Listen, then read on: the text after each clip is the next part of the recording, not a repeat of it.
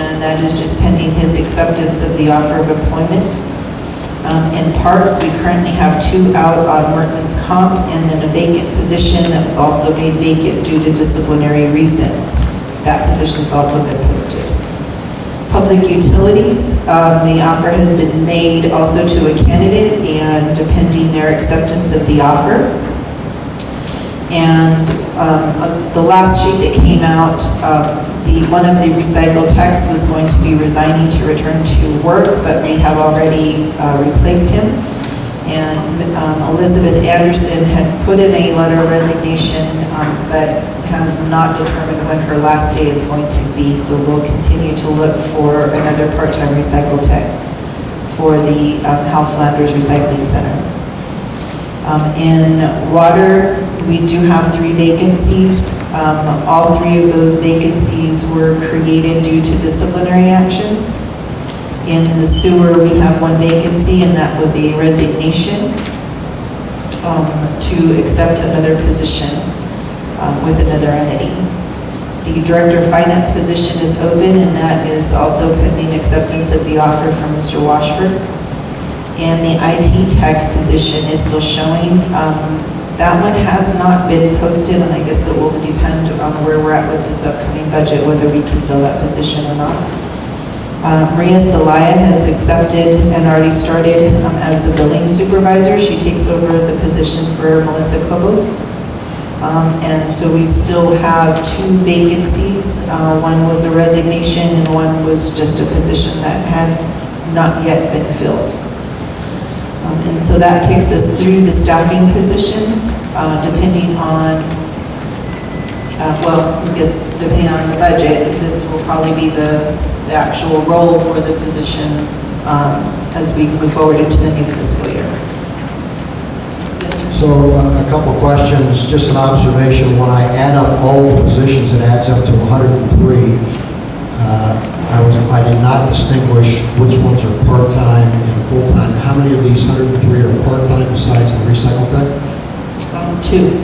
2, so that's 100 full-time positions. I know we'll get into this a little bit later on. When I added up, it was 90. So the question I'm trying to understand is where's the other 10? And we don't need to address that right now. It shows vacancies of 21. You made a comment that the Public Utilities Director, Director of Finance, and Director of Public Works are all pending offers. We've not approved authority to go do that, given our last meeting. Did I misunderstand your statement? No, I've made them offers based on the legal opinion from our former city secretary, former city attorney, that unless there was something that was raised by council, that I could make those offers independently. So we have a city charter, and we'll get into that a little bit later on. It says we're supposed to provide advice and consent. We don't have a city attorney, so you and I got legal advice from someone that the city does not employ. It was prior to. We'll get into that discussion because we had the interviews after that city attorney was gone. So that's fine. In my mind, that's a direct violation of the charter. The next question I'd like to ask is, what happened to our court clerk? She resigned or what? No, Lorena Crespo Gonzalez is the court clerk. So she's under admin as the part-time records clerk, and she's also listed in the court. Okay, so she fills 2 positions, so that takes us down to 99. Yeah, so actually she'll be returning to full-time court, so her position was a part-time position as records clerk. Okay. So that's another part-time position. So I'll just make one more statement. I find it difficult to believe that the charter is very explicit, and yet you took the opinion of a city attorney is no longer signed, and of course council will have that discussion because after our last meeting a week ago Monday, we explicitly said we wanted more information and data, and you chose to go against council. I will leave it at that. So next up we have the street condition study. This is a preliminary draft that was provided by the engineering firm that identifies the roads and segments as well as how they broke it down into quadrants. They have identified some specific areas and city blocks and different types of issues that have taken place within our roads as far as cutouts for utilities, alligator cracks, and then chip seals over pavement that they've identified as failing. It also takes you through their methodology, and you have also a sample in there of their survey data sheet and how they reduced the 20-point scale into a scale of 10 for Alpine. There's, of course, the map is very small at this point that highlights the street segments by color according to the scale that they developed for our use.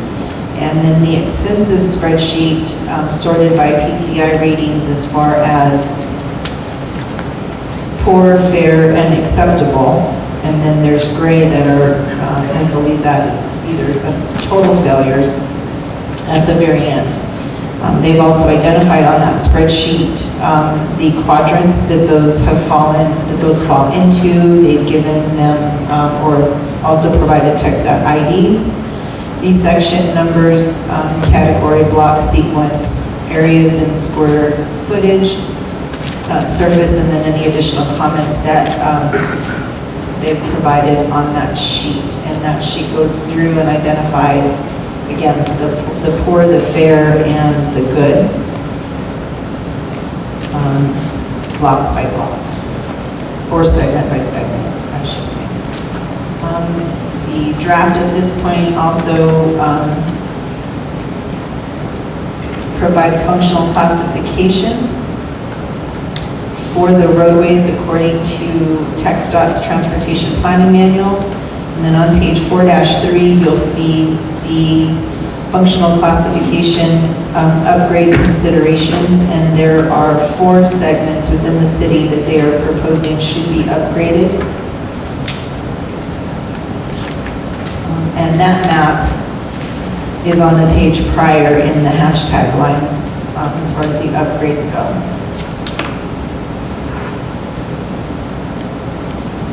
So on the notes there, they've got other factors to consider, which includes upgrading a local road to a higher class, means that design for mobility and alternative modes is of more importance than access to lands. Designations have to be concurred by the COG, the state, and the Federal Highway Administration. And although having more collector and above roads open the available funding for improvement, it also commits to a more robust section, increasing the city's share for design and construction costs. So that's, of course, as we go through this process, identifying what are the other mobility needs of the city, whether it includes bike lanes or sidewalks on certain segments of the street, which, again, of course, would be additional cost if that's the way that the public and the council decide to go. They've also identified different types of projects, which include doing nothing, seal coats, crack routing and sealing, patch repairs with chip seal, milling and overlays, patch mills, overlay and seal coats, partial depth reclamations, full depth reclamations, and reconstructions. And on the very last page, they have provided the preliminary 5-year road improvement plan for the city, which in year 1 addresses quite a few of the sections that are in poor condition, and then goes into year 2, 3, and then 4 and 5. They will be here at the next city council meeting to do a full presentation, hopefully with PowerPoints and boards and things like that, as well as any other additional details that were not included in this draft that they are still working on. So I'll just make an observation. Really appreciate getting the report just for the audience. Council had not seen this before about 30 minutes ago.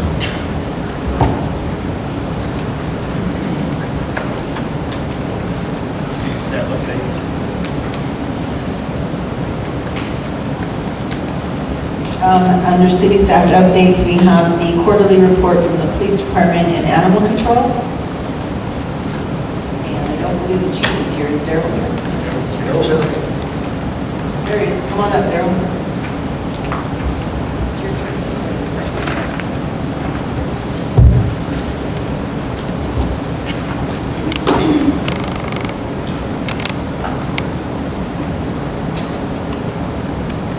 Good afternoon, Council.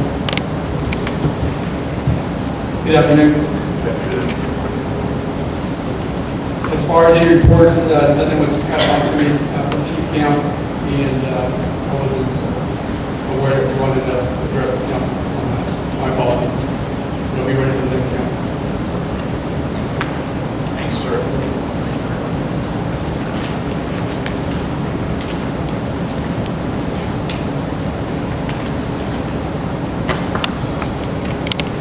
This is related to animal control by Chief Scott.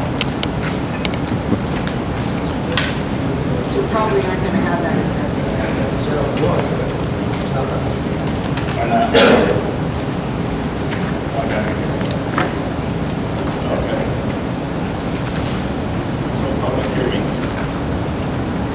Public hearing to obtain citizens' views and comments concerning the plat of HBO property. Property identified by 5.475 acres right. Land out of section 102, lot 9, GH and SA, RY, CO survey, feed out of 10.6 acre tract of land described in 210, and pages 472, and meet all of 1.0 acre tract of land described in book 324 and page 164, both recorded on lot location public records of Houston County, Texas. Property owner is Skyway Garden. Any comments? Yes, sir.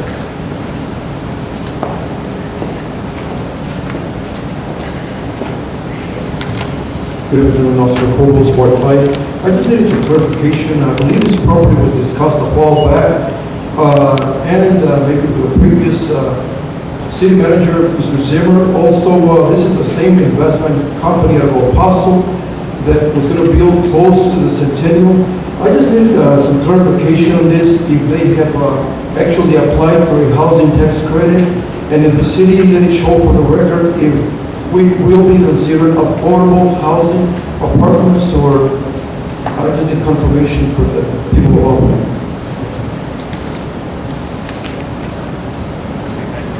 Oscar, just from a public hearing standpoint, we can listen. I'll be happy to go with you after the meeting and share that information with you. Thank you. Consent agenda. Mayor, I apologize. Before we go on, the other part of that streets survey study included an update on the water and wastewater needs assessment.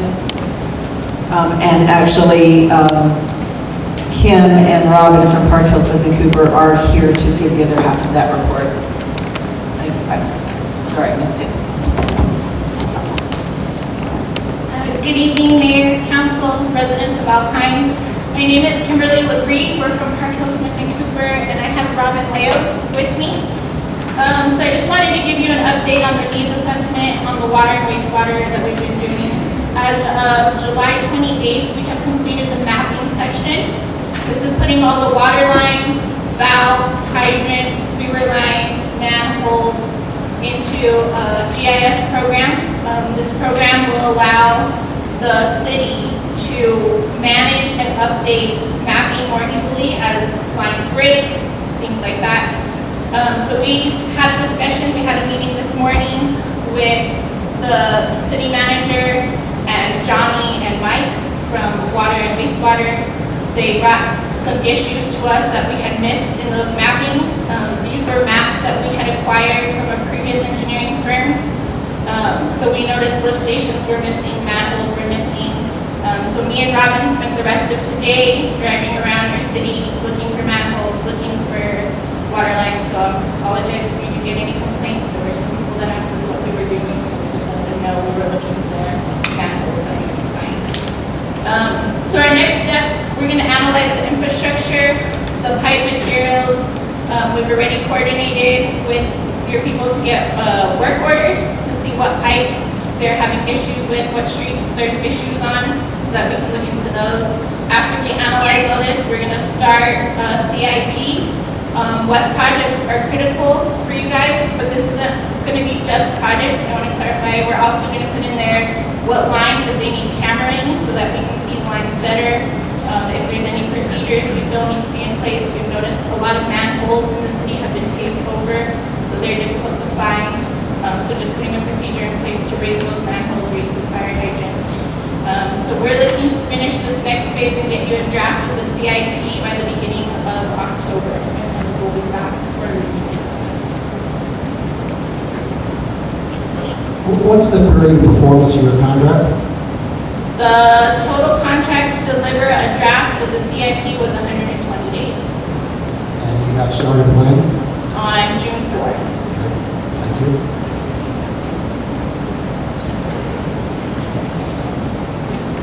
Thank you, guys. Thank you. Anything else? Anything else? Okay, let's go on consent agenda. Minutes, financial reports, department reports, board appointments. Notice to the public, the following items were routine administrative nature. The council has been furnished with background and supporting material on each item, or it has been discussed at a previous meeting. All items will be acted upon by one vote, without being discussed separately unless requested by a council member, which in the event that item or items will immediately be withdrawn for individual consideration in its own sequence. After the items not requiring separate discussion have been acted upon, the remaining items will be adopted by one vote. City Manager. Mayor, the first item under consent agenda is approval of the minutes from the city council meeting on July 16, 2019. Item B is approval of minutes from special city council meeting on July 29th. Approval of official city holidays for fiscal year 2019-2020. And the approval of the proposed allocation of hotel occupancy tax funding for fiscal year 2019-2020.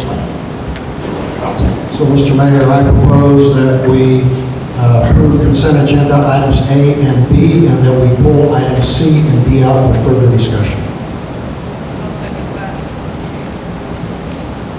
Okay, motion's been made. Is there a second? Second's been made by Mrs. Guerrero. Any discussion? Seeing none, go ahead and vote on it. All those in favor, raise your right hand. Opposed, like sign, motion carries.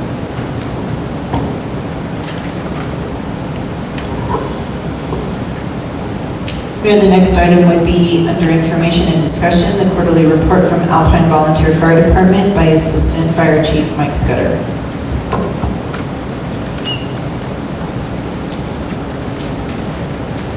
Good evening, Mr. Mayor, City Council members. I have the second quarter for 2019 report, April 1st, 2019 to June 30th, 2019. For the quarter, we had a total of 14 responses.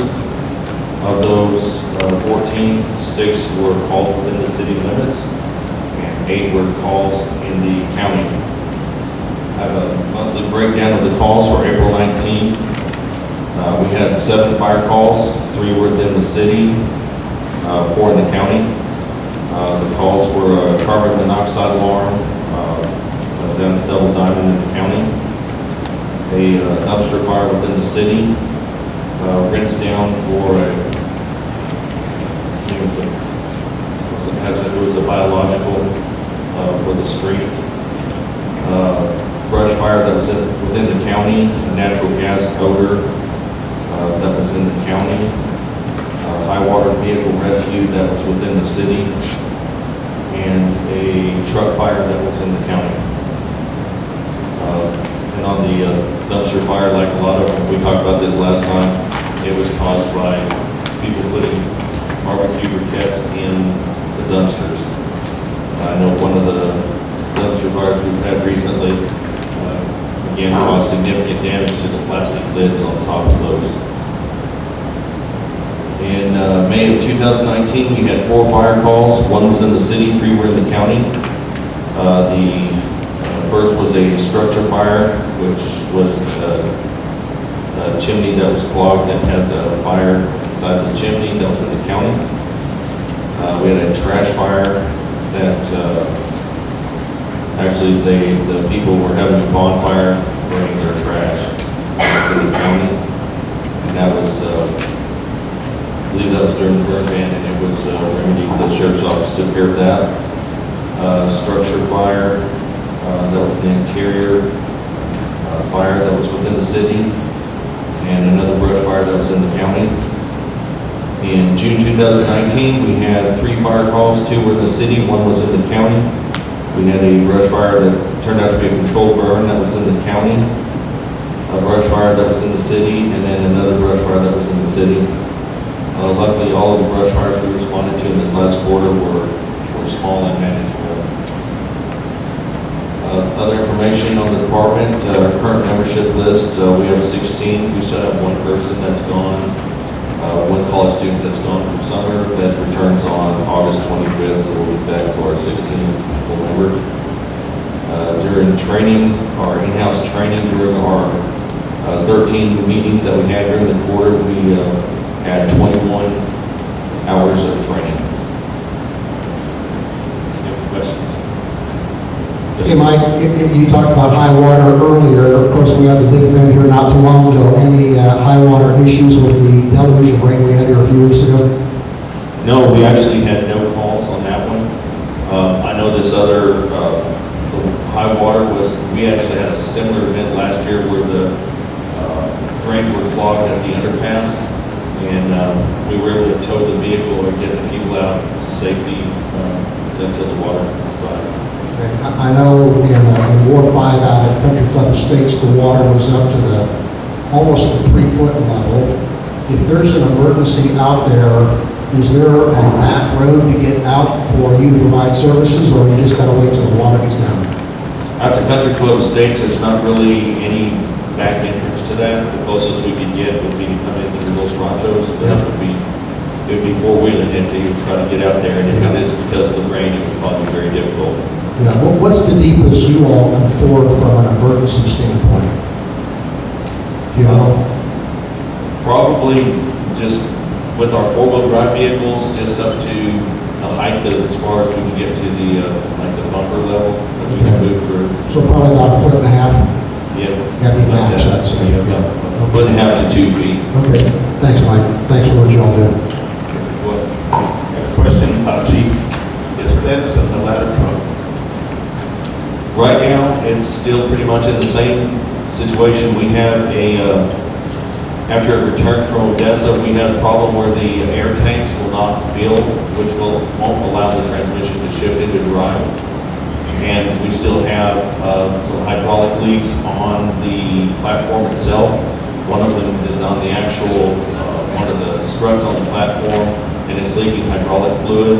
And then one of the struts for the side that keep the truck level, it has a leak, and it's something that you can't get to. You literally would have to take the whole strut off to access the hydraulic line. The other on the platform, it's easier to get to, but it's still something that we can't do. And other than that, it starts, it drives. Of course, it's out of inspection for the ladder, so that would be something, if we ever got it fixed, it would need to go through like the 5-year destructive test to see how the actual ladder itself is. And it's still, we still think probably the best thing to do is just replace it, just to do away with it and replace it. Any date on that? No, we just need to look at, I have actually been looking for trucks. I know a new truck, which I don't believe the city should get into. They're anywhere from $1 to $1.5 billion. And it's just where we do use it. It's a truck we need. It's a truck we need for our ISO rating, which is coming up in 2022 for reevaluation. A good, used, reconditioned truck is something that we really should be looking into. And the ranges I've been seeing that were nice were anywhere from $175,000 to the $250,000 range. But importantly, we need to get a truck from a company that deals in fire trucks that have actually gone in, inspected them, done everything that needs to be done to the truck before it leaves their facility. How about with the Suburban, I think also, or the Suburban or Tahoe, that's not an issue. I have one of the Tahoes, it needs a new alternator battery, which I did get on Saturday, and we're just having that replaced, but it's back in service. Great, thank you, sir. Yes, sir. I noticed in April, you had a carbon monoxide alarm call in the county. Was it a resident, a business, or? Oh, it was a residence. The homeowner came home and found their carbon monoxide detector on the wall beeping, and they just wanted to be on the safe side, so somebody would come check it to make sure. And I believe on that particular year, it just turned out to be faulty. There was no carbon monoxide leak or anything like that. It's good. Questions? Yes, sir. Yeah, Mike, you talked about, how much is a line truck gonna cost? A brand new one's anywhere from $1 million to $1.5 million. No, the low budget version. The lower one, probably between 150 to under 300,000 for something that's in the 2,000 year range. Okay, That's been reconditioned. okay, and we have our next audit in 2022. Yes, So we ought to have that truck on board somewhere in the 2021 range, should we not? So we get training and be adequately, so we can pass our test, our audit. right. And one of the things they do look at on the ladder truck is that they want 3 years of previous ladder testing and pump testing on the truck that is routine, other than the 5-year Okay. destructive. And they actually our last assessment was issued in February of 2012. So they come 6 to 9 months before that. So they'll be here probably the mid-spring or summer of 21. Okay, so the To reason, evaluate us. thank you, Mike, and for council's purpose, the reason I raised that, we do not have any money forecasted for a fire truck in this next fiscal year, the fiscal year after that. And if we don't, there are 2 things that will happen. We will fail our audit. The second is, everyone in the city's insurance rates are going to go up because we'll be non-compliant. So I think we, council, have some work to do to make sure we get that in our capital budget. Thanks, Mike. Yes, sir. Thank you, Mike. You're welcome. Councilman Severino.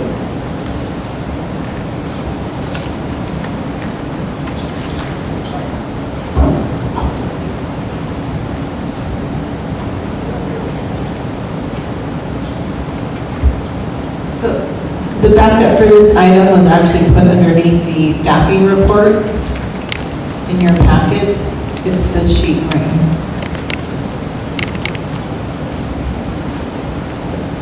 I should say these sheets.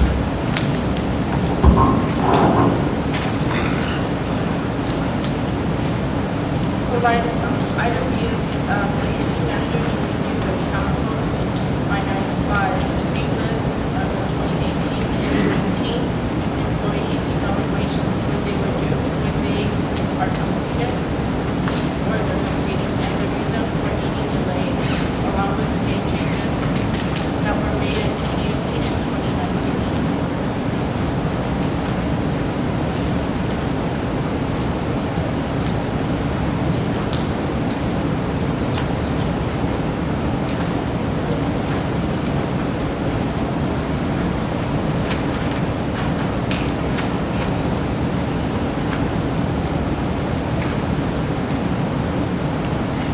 I do have a question on Joaquin Calderon. His yearly evaluation was due in June of 14, and it hasn't been done.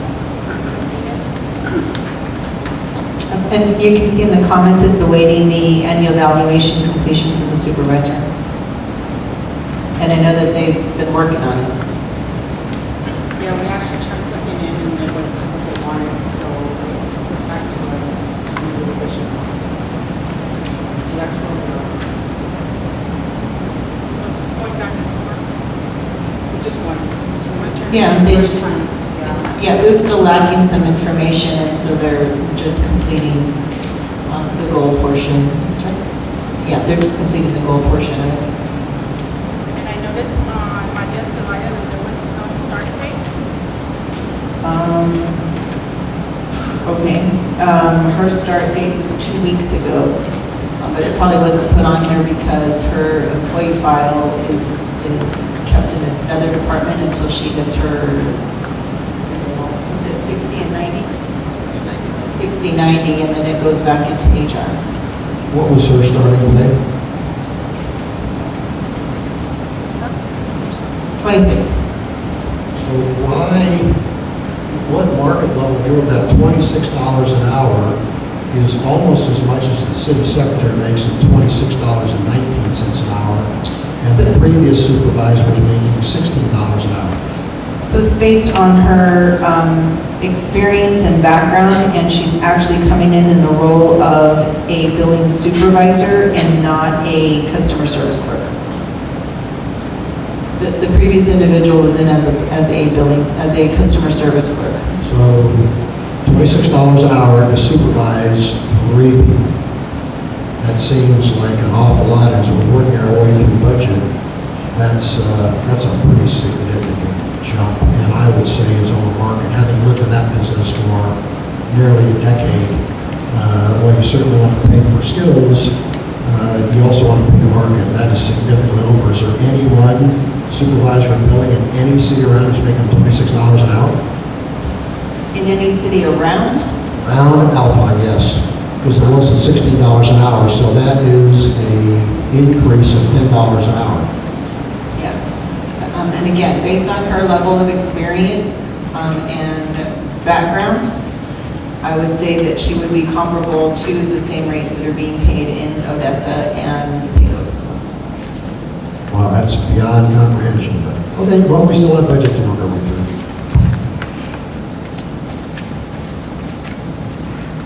Is that part of the organizational chart that we approved? The building supervisor? Her position is built into the utility billing, yes. But because the previous supervisor didn't have supervisory experience or the background in accounting, she was categorized as a customer service clerk for me.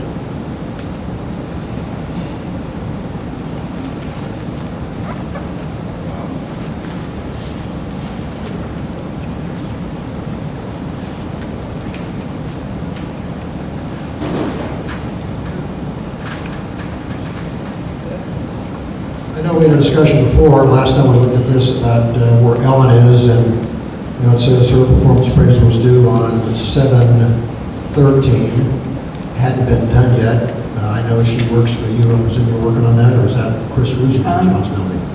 That is my responsibility, and actually her evaluation has been done. There's actually a couple evaluations that have been done, they just, this sheet hasn't been updated.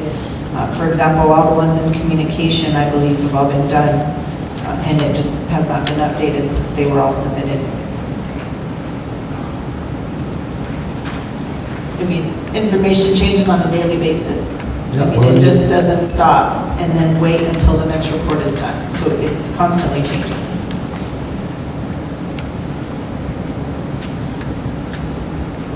So the performance, so what is yellow mean on this piece of paper that we've got? There's a bunch of yellows. What is that? So they're the ones that are either due or behind, and so if you look at Grisel Gonzalez, hers was due July 19th, and that is also in process. That's also, the information's also been provided to me, and that is in process. And if I may, I'd like to point out for the record that the city manager was due for an annual evaluation on December 1st, 2018, and none today, right? You're welcome to go to Ormo. We've had that discussion on council.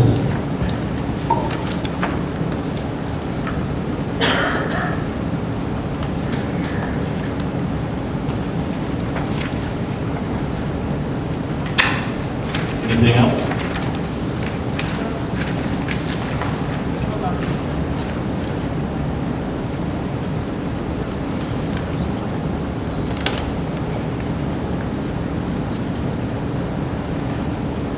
Did the gas department get theirs done finally, or what's going on with them? No, actually, we still have not received the requisite information from the department manager to proceed with those evaluations.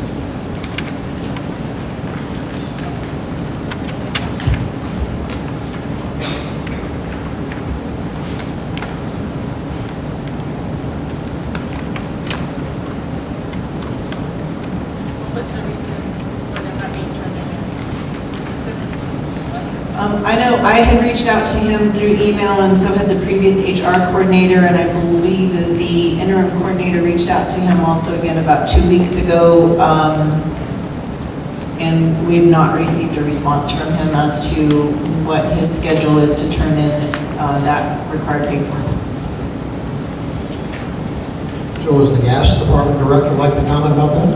I have not received anything from So if you remember back a couple meetings ago, I did forward to each of you the emails from myself and the previous HR coordinator requesting job description assignments as well as the completion of all the performance evaluations. And at that time, all he had submitted was the annual one where they're marked 1 through 5, but had not completed the self-evaluations and the department goals and evaluations for those employees. So that information had been sent to him, and we're just waiting for him to return it. He had made a comment at the last meeting that his employees did not want to sign those job descriptions, but as apparent in the email that I sent to you, he stated that he would not have his employees sign them. So that's going to have to be an ongoing conversation with him and moving into getting them into the wage scale categories and the job descriptions that have been approved by council. And of course, that is entirely up to him and his timeline. Can we have copies of those emails that we forwarded? Yeah, they were emailed to each of you, so yeah, we can print them out and have them for you. Okay, thank you.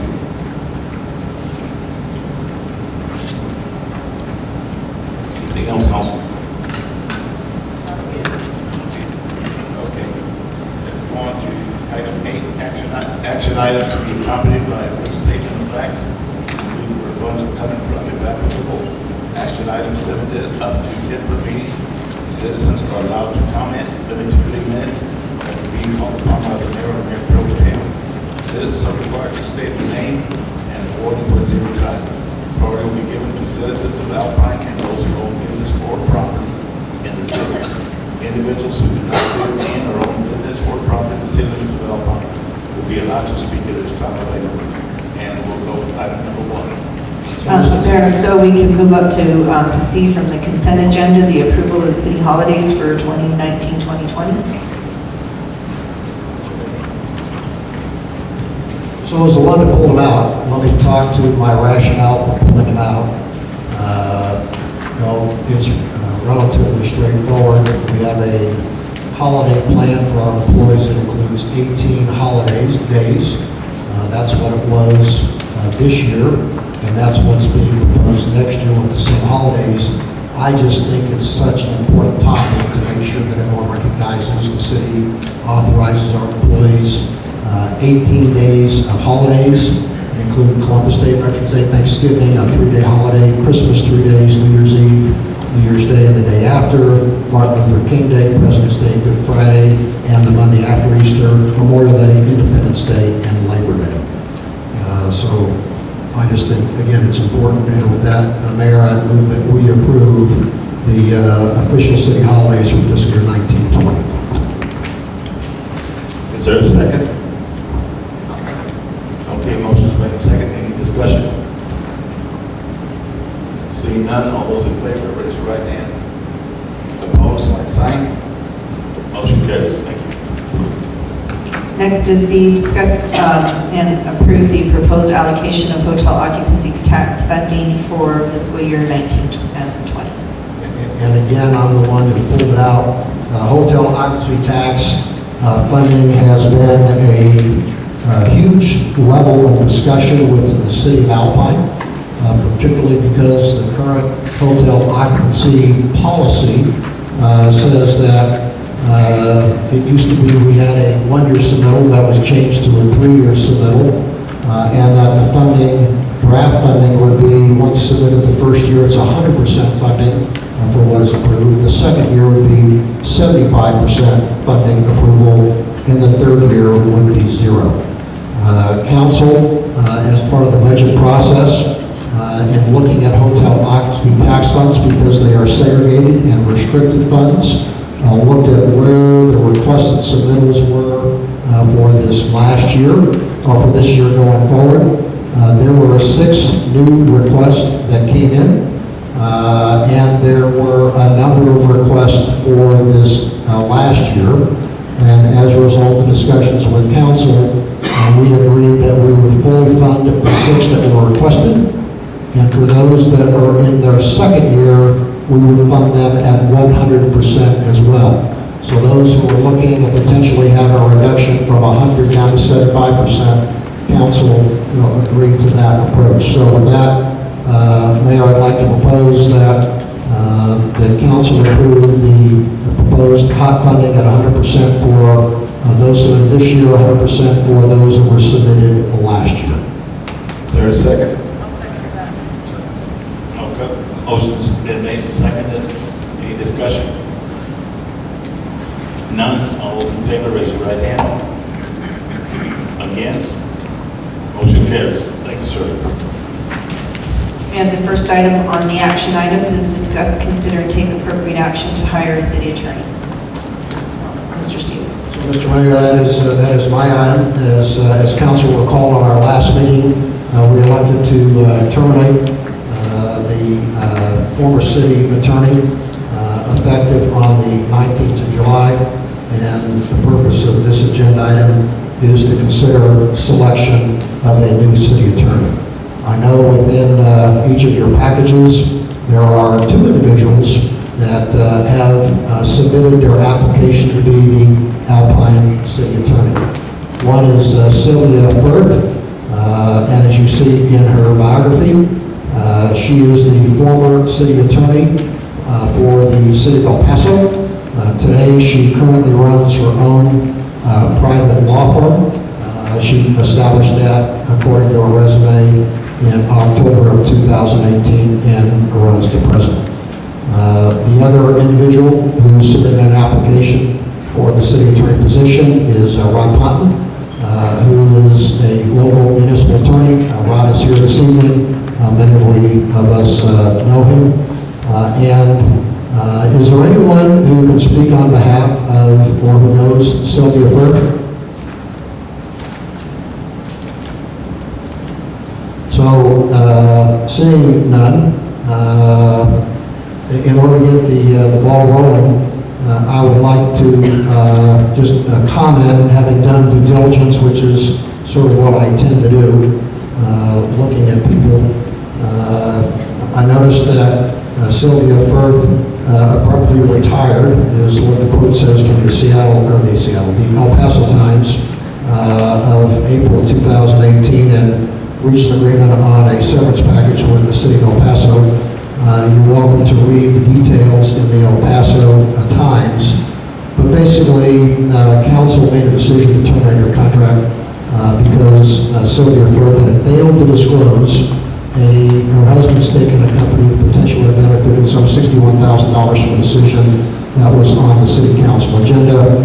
Council looked and said, yeah, that's not exactly what we ought to go do. So, just to get the ball rolling, I propose that the city council take action to approve Rod Ponton as the next attorney for the city of Alpine, effective immediately. Mayor, if I may, I think in the matter of transparency and for the sake of public transparency, that the position be posted and advertised accordingly to allow any other interested firms or individuals to submit for this and then have council review all those other individuals that might express an interest in this position.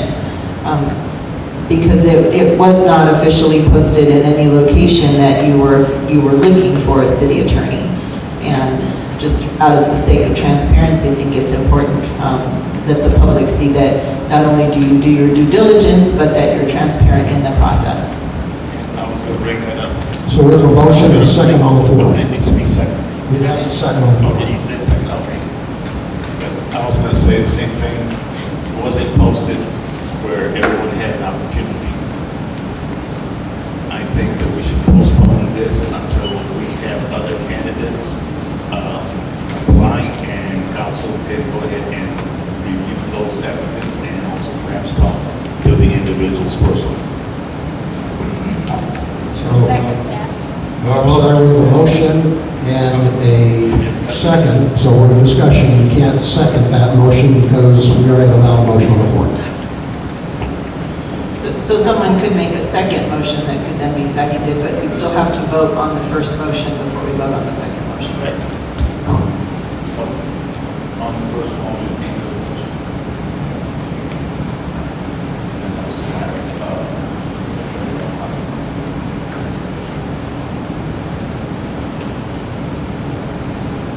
See no discussion, then we'll go ahead and vote on that first motion, and then we'll go back to the second motion. Okay, all those in favor of hiring Rob Bond as the city attorney, raise your right hand.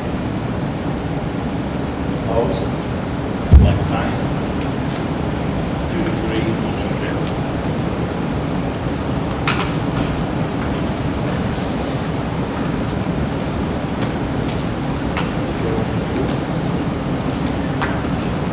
Mr. Bond, you have to say something.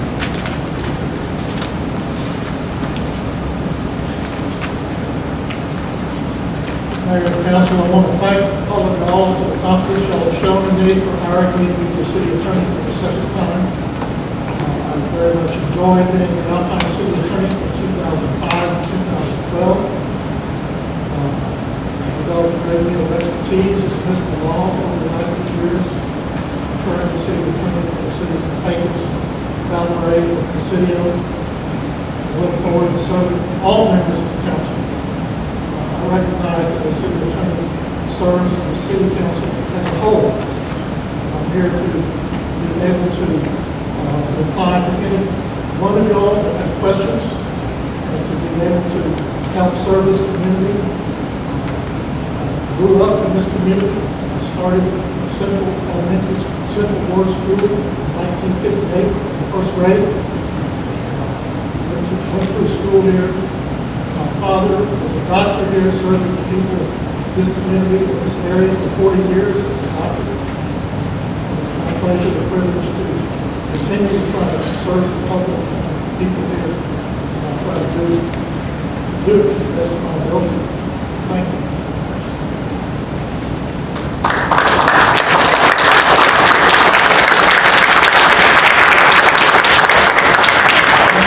And Ryan, just from a clarification standpoint, hourly rate? I charge my private clients $300 an hour. My hourly rate for municipal clients is $200 an hour. I also have a law clerk that I charge at $100 an hour, and a secretary and a legal assistant I charge at $75 an hour. Those are reduced rates from what I charge my regular private clients. I also work with long-term clients like cities where I do not charge you for every phone call I might get from a city council member or from a city manager. I try to be careful with my billing. Get bills every month for review by both the city manager and the council if they want to. So it's all transparent. No fee every month. No, you can hire me today. I'll have a written fee agreement with you, but you all can release me at your pleasure. I hope you can see that I'm doing a good job and continue to serve. Thanks, Ryan. Just for a comparison from a perspective of the citizens, Sylvia Firth's hourly rate is $195 an hour, so they're in my view, within spit distance of each other. And while she was the city attorney for the city of El Paso, she was paid $243,000 a year. So nowhere near our typical bills are in the $75,000, $80,000 a year for the city. My agreement with the outline is the same that I have with Presidio, Mount Ray, Pecos, where I have other public law clients, and that's it. We'll have to get a written agreement on what your fees are. I will, and I gave it to y'all, letter agreement, I'll give y'all a written agreement to be approved by the city manager and council. Thanks, sir. Thank you.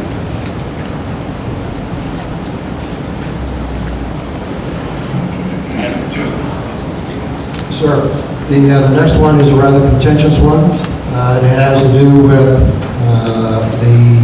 a draft ordinance that I put together specifically for the purpose of addressing the question of the role of council and the mayor in voting to hire or to terminate a city manager. There are a number of sections in our charter, particularly because we have a home rule charter, we do not have a municipal court charter. The intent behind this is one of the important elements is that one of the things that home rule charters are allowed and allowed by the state of Texas is to make sure that if there's questions or concerns, we certainly have the ability to provide clarification that are not about modifying the charter, but certainly understanding legislative intent when the charter was put in place. We are blessed here this evening to have one of the original charter members who all put this charter together and had it forwarded on to approval by not only the voters, but then it went on to the state, and he is a former mayor. Jerry, would you please kind of give some perspective on this topic, if you would, about your understanding when you were one of the original charter members putting together the intent about the ability to vote and what the intent was of full council and the intent of the mayor to vote on these items? If I may ask you, thank you, sir. If you could hold off until we second that motion. Thank you. I'll second that. Okay, motion made and seconded, now we'll have discussion. Mr. Johnson. Well, our role when I was on the city charter commission was to obviously have 5 city council members. Those districts or wards have to be approved by the Department of Justice, and they are again approved every 10 years with a new census. And then to have a mayor, but our mayor would not be a voting member of the city council except for a time. And when I was mayor, I honestly can't remember, but maybe 2 or 3 times I had to vote for a time. And that was the intent of our city charter commission back in the 1990s. And that particular, I gave my councilman, Rick Stevens, a copy of the original city charter that was written. And that particular part of our charter has never changed throughout the entire amendment process that's taken place over the last 20 some odd years.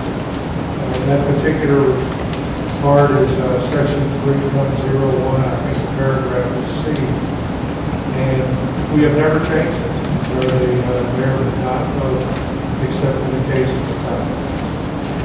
I don't know what other questions I can answer or insight. Anyone have questions for Jerry? Yes, sir, I've got one. There was a letter for council. Yes, I recognize you saying. There was a letter where city council and Mickey Klaus was the mayor. They hired a separate attorney to interpret the city charter. And in his opinion, it said that the mayor could vote in that issue. Okay, and I had a copy of it. I gave a copy to Ms. Escobedo. And I've got one, I think, back in my office also. So it's kind of contradicting itself. I've also reached out to the TML, and TML said that it depends on interpretation. So one attorney could say yay, the other attorney could say no. So right now, I'm in the process of talking to Steve Houston about it. And I am drafting a letter to submit to the state attorney general for final clarification, because it's a little ambiguous the way it reads. So I want this put to rest once and for all. I don't care if it goes with the mayor vote or not, but we need to put it to rest and finalize. Well, I obviously don't, I've never seen the letter, and I don't know that I'm in a position to interpret it. But my feelings are that if an attorney interpreted it the way you say the letter says, in order for that to become a part of the charter, it would have to go before the citizens for a vote to amend the charter. And the only way this charter can be amended is when there is a vote, a citywide vote, which includes the vote for mayor. It cannot be amended when there are just city councilmen being voted on. So while I don't really have an interpretation of the letter, and I've never seen it, and I don't know if Rod has or not. I was a city attorney at the tail end of that discussion with Nathan Klaus in 2005. And the issue at that time was whether or not to fire or then the city manager. And Nathan Klaus was wanting to be able to vote regarding that. And I did research and told the council at that time, the mayor could not vote to hire or fire the city manager. After that opinion, the city manager resigned late in 2005. So that was, there had been discussions earlier that year of what you're talking about here regarding people trying to volunteer and give opinions for the top mayor to vote on. But in anticipation of this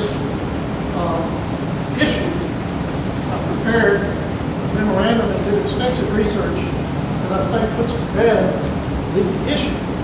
And it includes Attorney General opinions, and it includes case law, and it includes all of the research that we found in Westlaw in Texas regarding the issue of whether a mayor votes or not. Now, the issue for you, Mayor and Council, is whether the mayor votes to hire and fire the city manager. And the reason we have that discussion is because Section 401 of the Charter says the council shall, upon approval of the majority of the full city council, appoint a city manager. Subsection A. Subsection B says the council may, by affirmative vote of a majority of the full city council, adopt a resolution removing the manager. So the question then becomes legally, what does that mean when it says full city council? Does that mean 5? Does that mean 6? Well, interpreting the charter, you go into statutory construction. Statutory construction says you always focus on the specific over the general. And the specific in the charter, 4 or 5 times, says the mayor doesn't vote except to break the time. The mayor doesn't vote except to break the time. Also, other parts of the charter specifically talk about the mayor and the council. The mayor and the council. It's always talking about sort of 2 parts of it. The mayor one part, the council then another part. So the first case that I looked at is an old case from Austin. But in that case, it's called Raleigh, R-A-L-L-E. And the Austin city charter is a home rule city, way out of a home rule city. And in Raleigh, it said that it passed this item that needed a majority vote from the whole council. Well, the whole council in Raleigh meant, is interpreted the same thing as the word full council means when Jerry wrote the city charter. And what the Raleigh court said is that means all the members of the council who are eligible to vote. So they include the mayor. 5 members in Austin were the ones eligible to vote. And Alpine has 5 members of the council eligible to vote. So another case that I did some research on is the city of Alamo Heights from 1954. And they quoted that Molly case, and then, once again, that was, how many votes do you have to pass a resolution of that case? And they talked about how the members of the whole council means all members qualified to act. Legally, what that means, all the members of the council qualified to cast a vote. That means all the members, and outline what that means, it means the 5 members of the city council, not including the mayor, because the mayor doesn't have the right to vote except to break the tie. That case also quoted in another case called the City of Centerville, that where the mayor tried to cast a vote to make a 3/4 majority, and they said that that wasn't right, that we couldn't do that because there wasn't a tie. If we didn't have a tie, and we had a charter, we couldn't vote, the mayor was ineligible to vote. And then,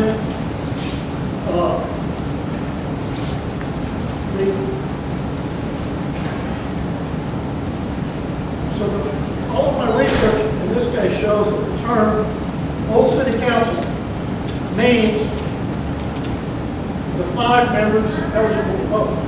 What that means is that the Charter Commission and the citizens of Alpine, by passing the charter, wanted to ensure that the important issue of hiring or firing the city manager be done by a majority of 5 votes. Y'all know that under the charter, that y'all can have a meeting with the mayor and 2 council members. The mayor and 3 council members. That would be a quorum. All right? Well, if you had such a meeting of the mayor and 3 council members, and it was on the agenda to hire or fire a city manager, 2 votes to hire or fire him.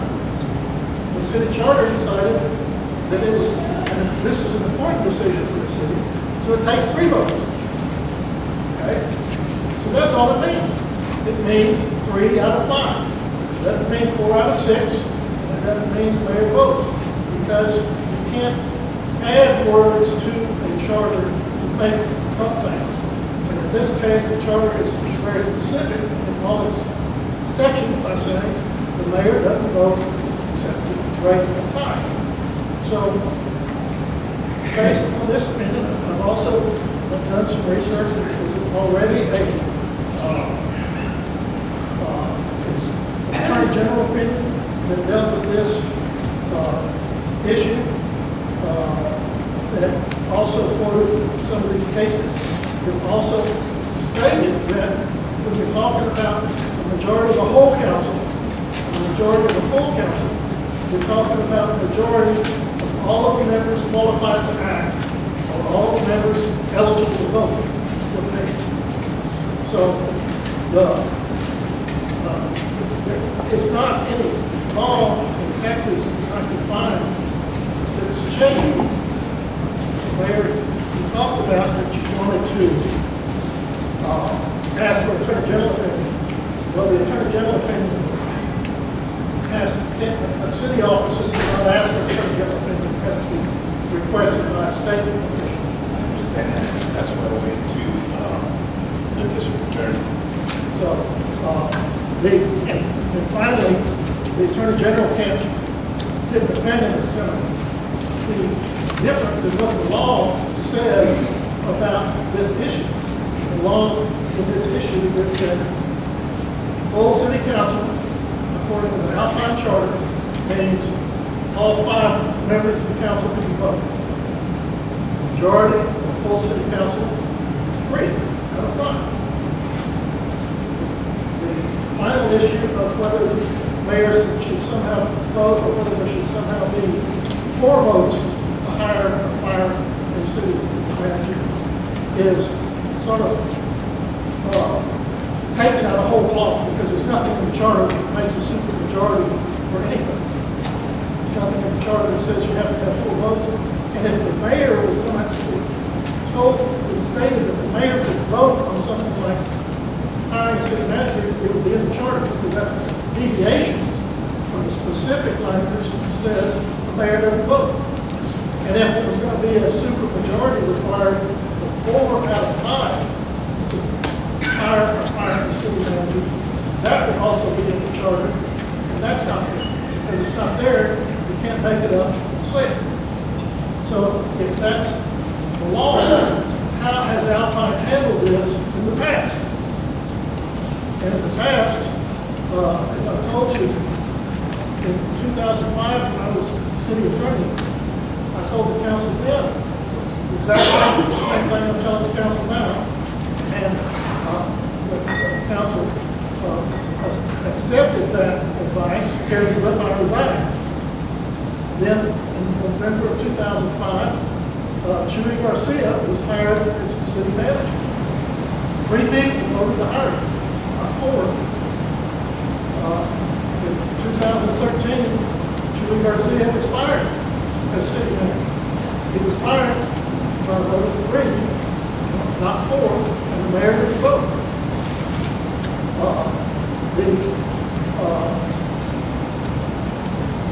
All the city managers hired since Chuy Garcia, Chuck Harrington, Molly Taylor, Eric Zimmer,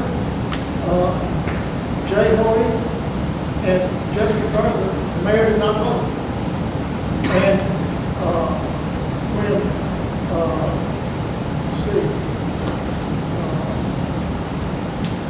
when Corey was hired, 3 council members voted to hire him as interim city manager. That's all. Mayor didn't vote.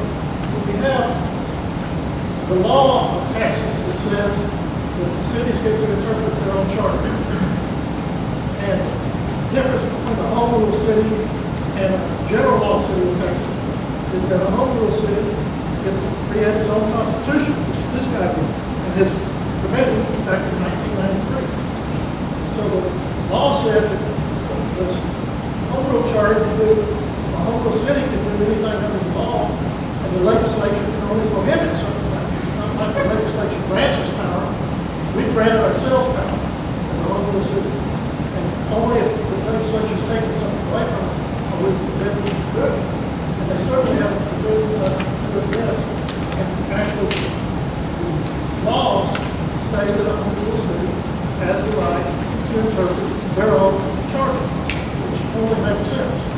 The same way that the U.S.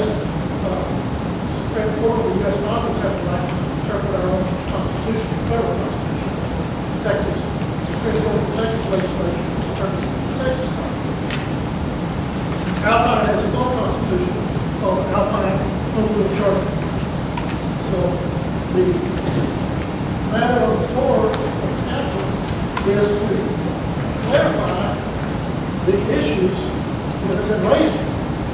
The issues of how many votes does it take to hire fire city manager? Does it take 3? Does it take 4? Does the mayor get the vote? To me, it's clear, and I think in all the legal opinions, I believe it's very well researched, that it's clear that in Alpine, by law, by statute, by Attorney General opinion, and by city council precedent in the past of the way y'all have handled hiring and firing city council. It takes 3 votes to hire a city manager, 3 votes to fire one. That's it. See, and I understand exactly what you're saying, and there is a matter of opinion, because I concur. Can you use a mic or something? We can't hear you. We can't hear you. I'm sorry.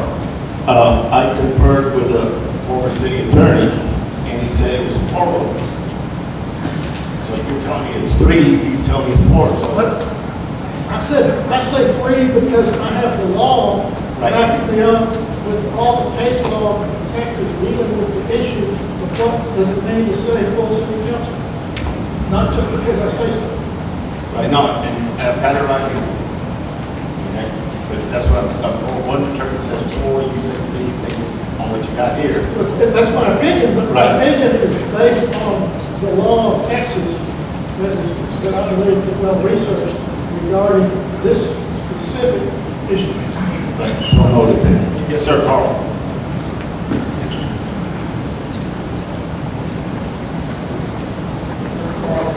Ward 5. How many of you on the city council have read the city charter? I just read it a couple times now. And it says the mayor can vote only on 2 occasions. One to break a tie and one in an emergency. That's the only two times the mayor can vote. The reason how this whole mess came up was because the last attorney didn't have the city charter in front of him. And he said, oh, it takes a supermajority of 4. And you said, well, I vote yes, so we've got a tie, 3-3. That's exactly what happened. And you could not vote, sir. You're welcome. There's a gentleman in the back.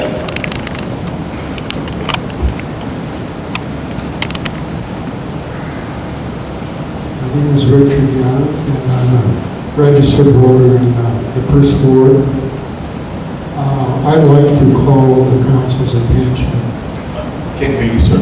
I'd like to call the council's attention to the Code of Ordinances, Section 2321, which specifically says that the mayor may not vote on any agenda item. It then goes on to say that if the mayor makes either a substantive or a procedural ruling, the mayor's ruling is subject to appeal at any time upon motion seconded and passed by the 5 members of the council. So, and this is nothing personal to you, sir. I don't know you from Adam. I'm new to this city. But I'm just saying that under the ordinance that deals specifically with the powers of the mayor on procedural matters versus the power of the 5 council members, the mayor is subordinate to the 5 council members, and if they choose to appeal, they can then decide by a majority vote whether to accept your ruling or not. So my suggestion is that the council might consider exercising their authority under that provision of the Code of Ordinances. Thank you. Thanks, sir. Yes, sir.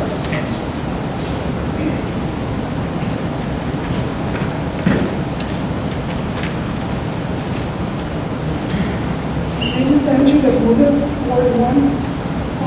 What? I have a question for you. Yes, ma'am. Very simple. 2005, you were the attorney? Yes. Was Not that? all of here, but part of it. Okay, when Felipe was city manager and they were trying to fire him, was that when you said that it took 3 votes and That's my recollection. the other party, the mayor, who was Mayor Klaus, could not vote? My recollection. I'm going to look further into this because I've been told by several other people who are councilmen back then that maybe they vote. And I think to make it easier on what they're going to have to pay her or something of the sort, they're going to have to give her some money on the side or something like this.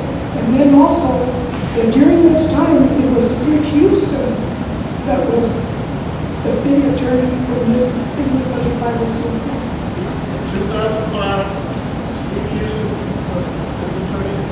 Beginning of the year, he resigned. The city council hired me, city attorney. I remember the meeting where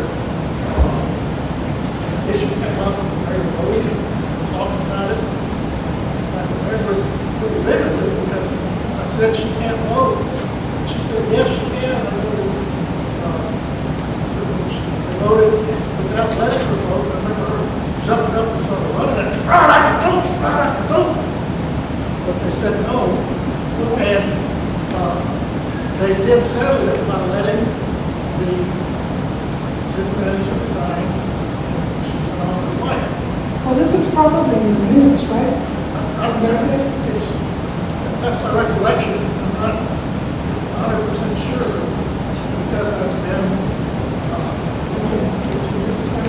Okay, it's just that this person that's walking encyclopedia or whatever you want to call it is a really important kind of this.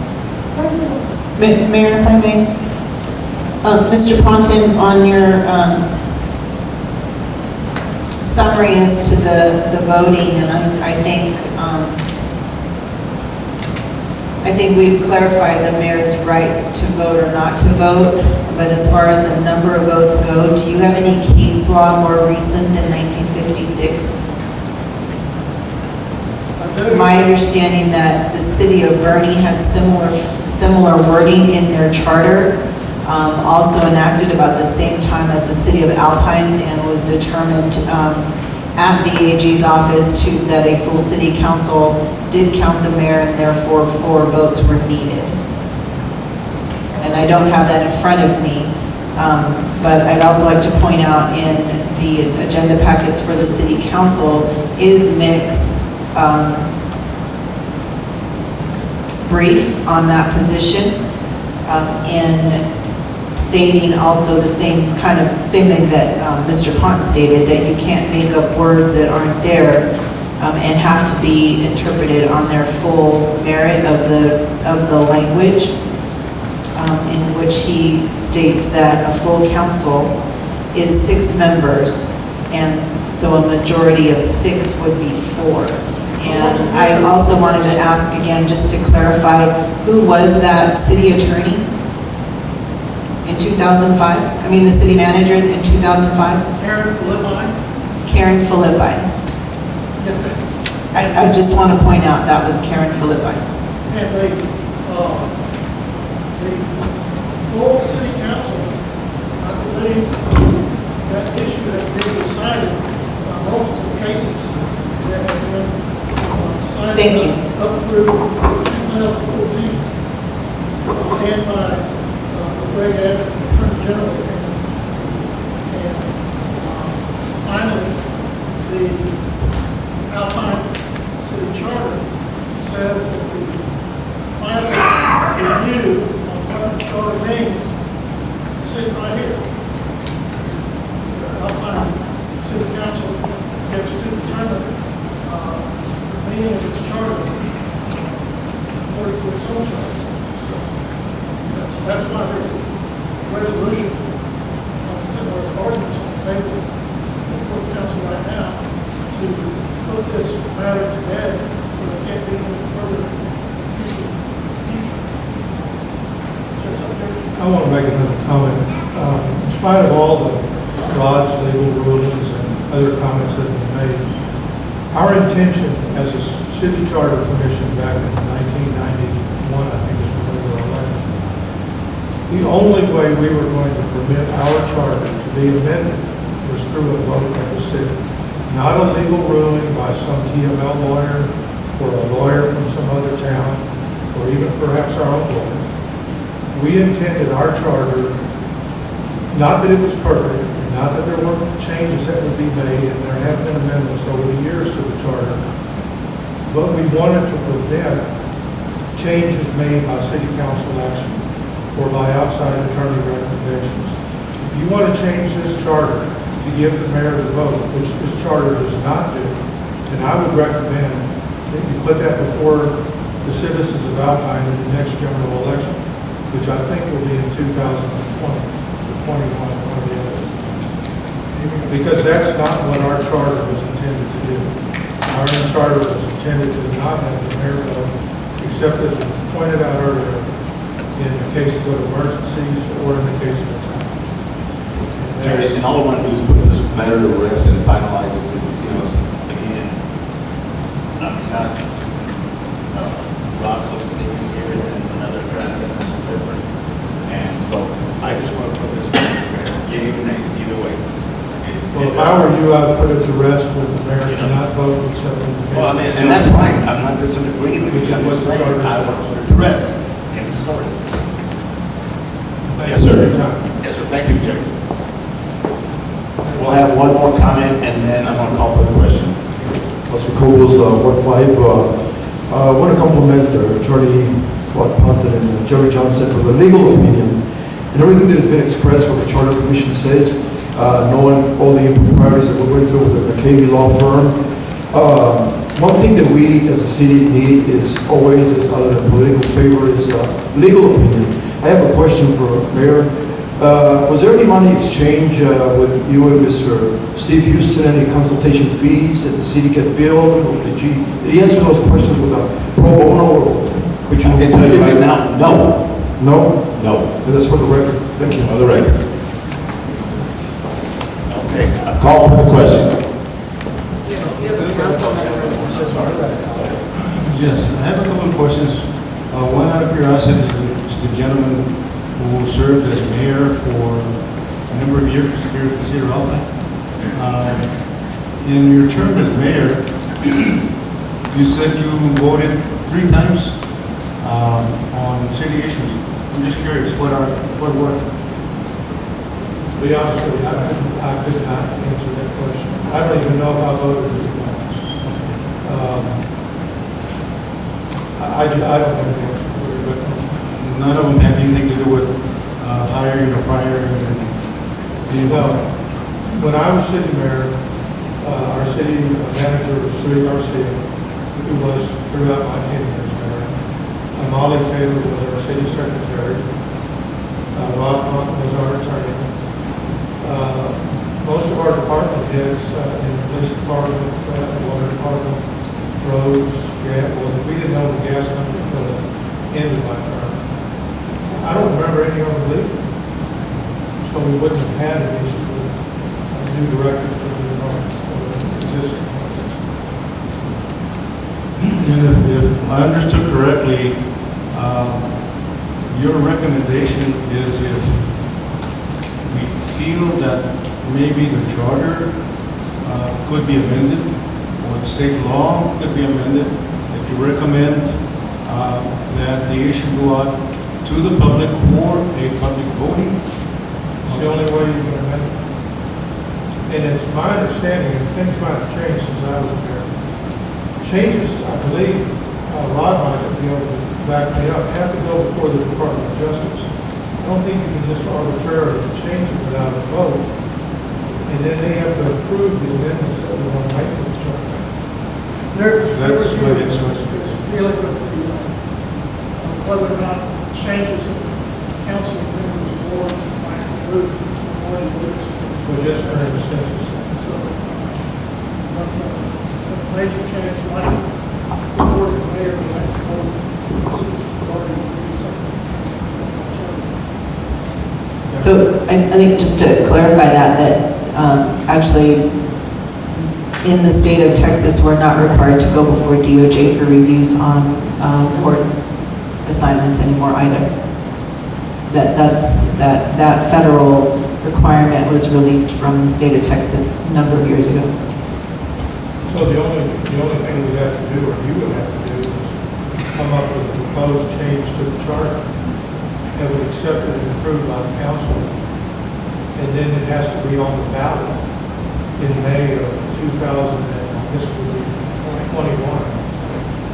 When were you elected, in 18 or 1916?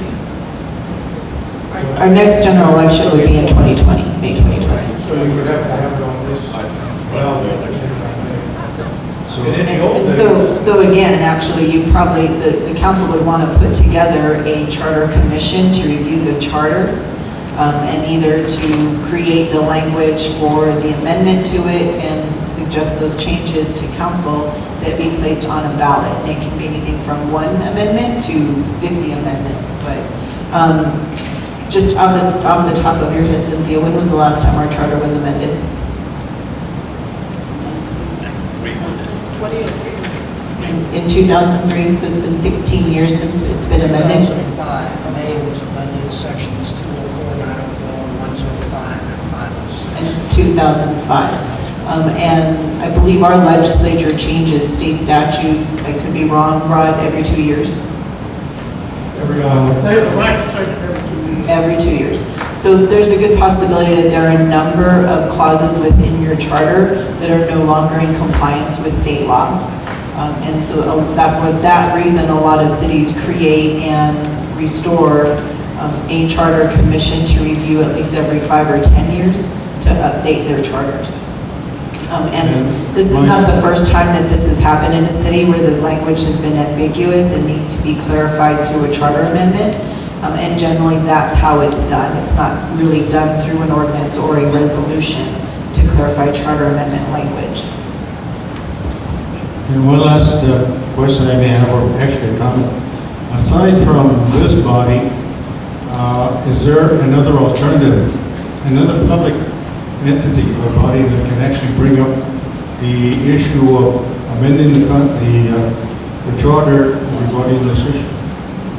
Well, to the city manager's point, y'all could appoint an ad hoc committee from outside the city council. When we worked on amending the charter, when I was there, it was just city council and myself. It was myself, Manuel Payne, and Diane Oscarson, and then Ahmed Ronda. But all we came up with were radical changes, and so the council decided not to do anything to change the period to a comma or vice versa. But yes, you could appoint an ad hoc committee to look at the charter. The Charter Commission in 1991 was elected, and all of us who served on the commission had to be elected by the city of Alabama to serve on that commission. But charter amendment committees could be proposed in. Doesn't have to be the city council, it could be any of the members here tonight. There's only 2 of us here at Outback who can serve on it. But I don't know about Dr. Kings, but myself and I suspect he would be willing to serve on that. That's your decision, but it would be the council's decision. That answers your question. Amendments of the charter created by a charter commission and recommended by the city council. It's submitted to those